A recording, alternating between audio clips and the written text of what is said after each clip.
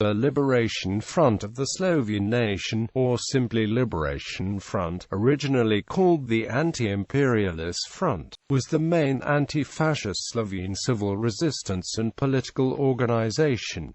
It was active in the Slovene Lands during World War II. Its military arm were the Slovene Partisans. The organization was established in the province of Ljubljana on 26 April 1941 in the house of the literary critic Josip Vidmar. Its leaders were Boris Kidrich and Edward Kardelj. The program of the front was outlined by the following fundamental points: armed struggle, United Slovenia, continuity of Yugoslavia and closeness with the Russian nation, loyalty of all factions to the Liberation Front, adherence to democracy after the liberation, acceptance of the Atlantic Charter, outgrowth of the partisan units and People's Guards into a broader front of the national liberation struggle.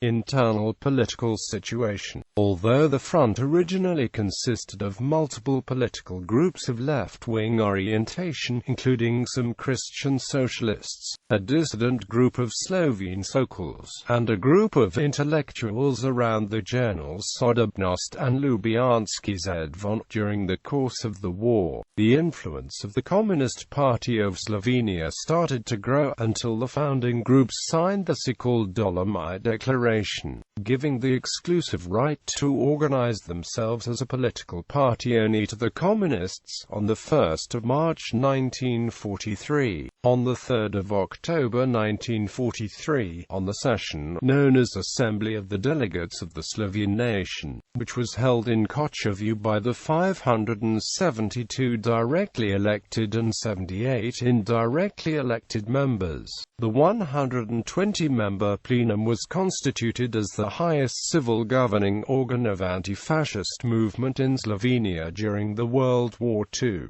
After the war, the Liberation Front was transformed into the Socialist Alliance of the Working People of Slovenia. Slovene Partisans. The Slovene Partisans were the armed wing of the Liberation Front, which fought in the beginning as a guerrilla and later as an army. It was mostly ethnically homogeneous and primarily communicated in Slovene. These two features have been considered vital for its success. It was the first Slovene military force.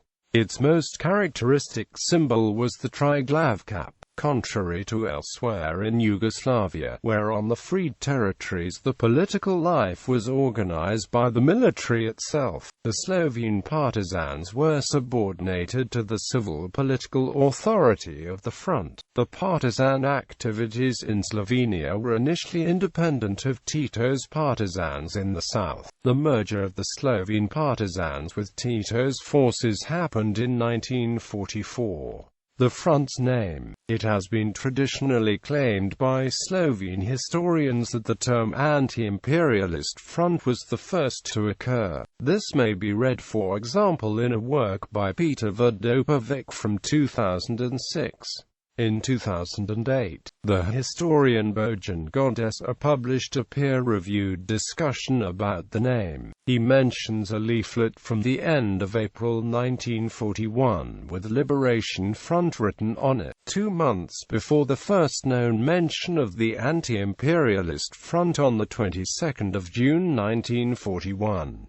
He also mentions that Josip Rus, who represented the Slovene Sokol Society in the founding meeting of the OV, always claimed they had only discussed the organization as the Liberation Front. That's contrary to the opinion by Josip Vidmar, also a founding member, who stated that the organization was renamed as Liberation Front only on 30th of June 1941.